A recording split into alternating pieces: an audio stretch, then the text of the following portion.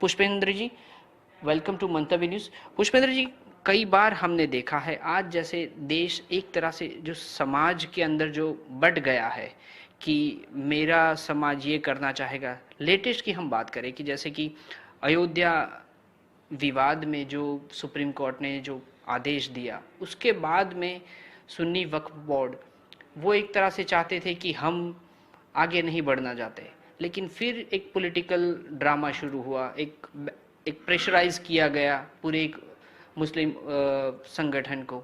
लेकिन उसके बाद में अब हम देखें कि समाज कहीं ना कहीं बढ़ रहा है, क्योंकि अयोध्या की हम पर्टिकुलर बात करें तो वहाँ पर कुछ भी नहीं हुआ। जो राइट्स हम पहले देखते थे, जो समाज जो बटा हुआ था उधर, लेकिन आज हम नहीं कहीं देख रहे। लेकिन कहीं ना कहीं जो राजकीय विशेषज्ञ हैं या फिर राजकीय जो पार्टियां है, वो कहीं ना कहीं समाज को आज बांटने वाली राजनीति कर रही है। देखिए, इस देश की नींव जो है बंटवारे से शुरू हुई है। इसकी जड़ में बंटवारा है। आपने स्वतंत्रता का आंदोलन लड़ा, उसमें हर किस्म के, हर मजहब के, हर धर्म के, हर विचारधारा के लोग थे। लेकिन जब आज़ादी मिलने के नज़दीक पहुंचे तो कुछ लोगों ने अपने मजहब के नाम पे एक देश की मांग की और देश दे दिया गया।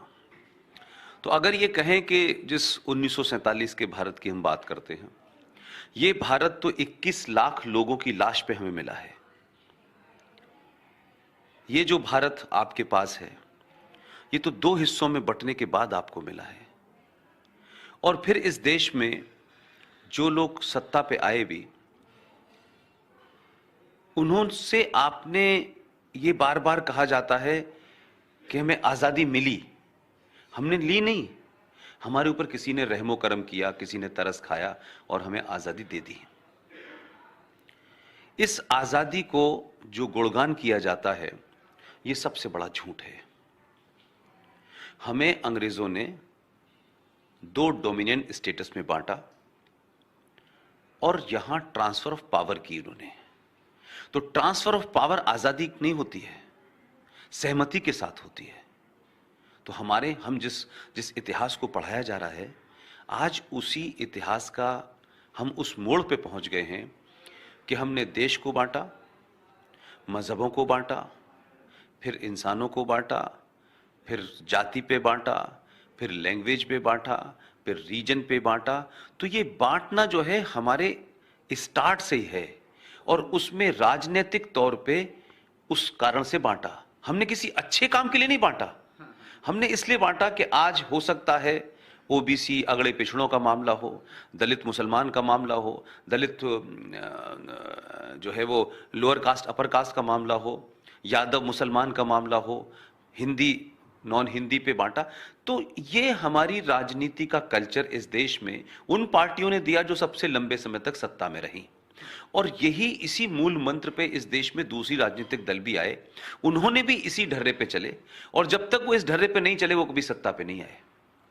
तो आज हमारी समस्या ये हो गई है कि हम तथाकथित तौर पे आजाद तो हैं, लेकिन मानसिक तौर पे अभी भी हम गुलाम हैं। लिहाजा हम ये मानते हैं कि जो सरकार में है वो गोरे साहब की सरकार है, और जब तक हम बहुत बड़ा प्रदर्शन नहीं करेंगे, तोड़फोड़ नहीं करेंगे, बसों और ट्रेनों में आग नहीं लगाएंगे, तब तक सरकार सुनेगी नहीं। तो ना तो सरकार ने अपना चरित्र बदला और ना ही समाज ने अपना चरित्र बदला। लिहाजा जब तक आप कोई उपद्रव ना कर दें, कोई थ्रेट क्रिएट ना कर दें, सरकार सोती रहती है। सरकार को लगता है ठीक है, कोई फर्क नहीं पड़ता है। तो जो ट्रेंड अंग्रेजों का था राज करने का, करीब बस वही हमारे देश में चला। लेकिन पिछले कई समय से थोड़ा सा कुछ बदलाव हुआ है। आज तक तो इस देश में लोग वोट इसी बात पे देते थे, मेरी जाति का कौन है, मेरे धर्म का कौन है, मेरी भाषा का कौन है, मुझे क्या फायदा होगा। तो इस पे जब देश चलेगा तो फिर देश अपने किसी गंतव्य पे नहीं पहुंचेगा। लोग, पार्टियां पहुंचेंगी, इंडिविजुअल पहुंच जाएंगे। इसीलिए पिछले आपने 70 सालों में हजारों लोग बड़े बड़े धनाढ्य लोग हो गए। राजनीति उनके लिए एक व्यवसाय की तरह आई और उनको मजबूत किया और चली गई। तो जो राजनीति का नीचे जमीन पे जो चूने पे खड़ी हाशिए की लाइन पे आदमी खड़ा था, उसको फायदा नहीं मिला। तो जो मूलभूत समस्याएं वो आज भी वही कि उसको किसी ने एड्रेस किया ही नहीं, बल्कि उनको छुपाने की कोशिश की। तो मुझे लगता है कि समाज को एक लंबा समय होता है और 1000 साल की गुलामी, और उसके बाद जब आप सो कॉल्ड आजाद भी हुए, उसमें गलत इतिहास, गलत तथ्य और सिर्फ सत्ता को क्या फायदा पहुंच सकता है, उन्हीं बातों को बताया गया, और जो सच में थी उसको नहीं बताया। उस कंफ्यूजन में ये देश अभी जो है, इसने सोचना शुरू किया है एक राष्ट्र के रूप में। इससे पहले इस देश ने कभी एक राष्ट्र के रूप में सोचा ही नहीं। तो जैसे आपने कहा कि एक राष्ट्र के रूप में कभी इस देश ने सोचा नहीं, लेकिन अभी की हम बात करें कि देश का, यानी वर्ल्ड में अगर हम देखें, विश्व में देखें कि आज भारत एक युवा देश है, और जैसे आपने कहा कि एक ट्रेंड बदल सा रहा है, तो ये ट्रेंड आने वाले दिनों में, क्योंकि ये राजनीति तो वही की वही रहेगी, उसमें कोई बदलाव नहीं आ रहा है, लेकिन सेक्युलरिज्म के नाम पर, राष्ट्रवाद के नाम पर, जातिवाद के नाम पर, लेकिन युवा जो है आजकल हम देख रहे हैं एक नया ट्रेंड शुरू हुआ है कि इस जो राजनीति होती है, ये जो कल्चर है, उससे वो हटकर कहीं आगे बात करते हैं। देखिए, इसकी एक बड़ी वजह है कि आज से कोई 20 साल पहले अखबार था, टेलीविजन इंडस्ट्री नहीं थी, तो जो सोर्स ऑफ इंफॉर्मेशन था वो वन वे ट्रैफिक था। कुछ लोगों के पास इंफॉर्मेशन थी, वो उसको समाज में किस तरह डिसिमिनेट करें ये सिर्फ उनको पता था। कितना समाज में दें और कितना समाज में न दें। मेरे और आप जैसे लोगों के पास ना तो करेक्ट इंफॉर्मेशन थी, और जब करेक्ट इंफॉर्मेशन नहीं होगी तो हम करेक्ट राय भी नहीं बनाएंगे। आपका उस पर क्या व्यू है, आपका उस पर क्या आर्गुमेंट है, ये आता ही नहीं था। तो अखबारों के अंदर लेटर टू एडिटर छपते थे, तो बहुत कम अखबार अब बचे हैं जिसमें लेटर टू एडिटर छपता हो। बहुत ज्ञानी लोग थे कुछ, वो सेल्फ स्टाइल ज्ञानी थे, वही अमेरिका पे आपको बोलते थे, वही पाकिस्तान पे भी एक्सपर्ट थे, वही चाइना पे एक्सपर्ट थे, और वो खास वर्ग था, वो एक एलीट ग्रुप बन गया था। उसने इंफॉर्मेशन को छुपाया, दबाया, और एक आम भागीदारी की बात हुई नहीं। तो अखबार निकले तो जरूर, लेकिन उन अखबारों में समाज का दर्पण नजर नहीं आता था। स्लोली स्लोली वो वेस्टेड इंटरेस्ट में चले गए, मालिकों के संबंध नेताओं से हो गए, नेताओं से सत्ताओं से हो गए।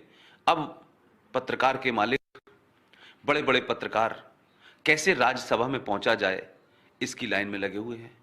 और इसलिए लगता है कि जो नई जनरेशन, हम जब जिस जनरेशन में आए थे, तब जो लोग हमारे लिए आइडियल थे वो हमने देखा ये तो पार्टी लाइन में खड़े होकर टिकट मांग रहे हैं, और इनको राज्यसभा चाहिए, किसी को गवर्नर बनना है। तब लगा क्या कहते हैं कि शायद हम एक एक एक इल्यूजन में थे शायद। लिहाजा आज जो है इस डिजिटल मीडिया ने, इस मोबाइल की क्रांति ने कम्युनिकेशन का फ्लो जो है वो बहुत हाई कर दिया है। अब एक छोटे से बच्चे के पास, एक रिक्शा चलाने वाले के पास, एक सब्जी बेचने वाले के पास, एक बार्बर के पास हजारों इंफॉर्मेशन है। उस इंफॉर्मेशन में से क्या ठीक है वो उसका सिलेक्शन कर सकता है। इसलिए आज गलियों पे, चौराहों पे, छोटी छोटी जगह प्रधानमंत्री ने कोई बात कही है तो उस पर सवाल जवाब वहीं के वहीं शुरू हो जाता है। कोई इंटेलेक्चुअल बोलता है, उस पर सवाल जवाब शुरू, कोई पॉलिसी आती है उस पर सवाल। तो ये जो कम्युनिकेशन का दौर खुला है, इससे इस समाज में हजारों करोड़ों लोग ऐसे थे जिनके पास बड़े क्रिएटिव विचार थे, लेकिन उनके ऊपर टैग नहीं था कि वो बहुत बड़े आदमी हैं, वो हार्वर्ड से पढ़ के आए हैं, वो फर्स्ट क्लास डिग्री है। लेकिन ऐसे हजारों करोड़ों लोग थे जिनके बड़े अच्छे विचार थे। आज सत्ता में हमने ये देखा कि हमेशा जब भी कोई बैठता है तो उसके बारे में होती, साहब बड़े हाई इकोनॉमिस्ट हैं, साहब ये वहां से पढ़ के आए हैं, यहां से पढ़ के आए हैं। लेकिन लाल बहादुर शास्त्री के बारे में चर्चा नहीं होती कि वो कहां से पढ़ के आए थे। लेकिन उन्होंने अपने छोटे से टेन्योर में देश को जो दिया वो यादगार है, लेकिन उनकी चर्चा नहीं होती। चर्चा एक विजनरी प्रधानमंत्री की होती है, फिर उनकी बेटी की होती है, फिर उनके बेटे की होती है। तो ये देश को बताना चाहिए कि ये जो महान महान लोग थे जिन्होंने 14 साल 19 साल इस देश में राज किया, ये वो देश के ऐसे भी लोग थे कि जिस कमेटी के चेयरमैन थे, और जिस कमेटी को चेयरमैन को यह तय करना था कि भारत रत्न किसे दिया जाए, उन्होंने खुद ही ले लिया, वो चाहे नेहरू जी हो चाहे इंदिरा गांधी हो।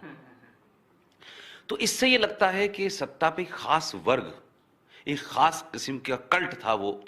अब क्योंकि वो डिसिमिनेट हो रही है, आम आदमी भी पहुंच रहा है, तो उस वजह से इस इंफॉर्मेशन से समाज के अंदर उथल पुथल मची हुई है। नए विचार आ रहे हैं, नए लोग देख रहे हैं। आपने बात की युवाओं की, देखिए, जाति की बात आप कह लें, रीजन की बात कह लें, लेकिन एक बात सच है, मैं ये मानता हूं कि जितना इंफॉर्मेशन करेक्ट नीचे जाएगा, उतना समाज उथल-पुथल मचेगी और उस उथल-पुथल में से ही कोई बेहतर राय निकलेगी, बेहतर सोच निकलेगी, बेहतर राह निकलेगी।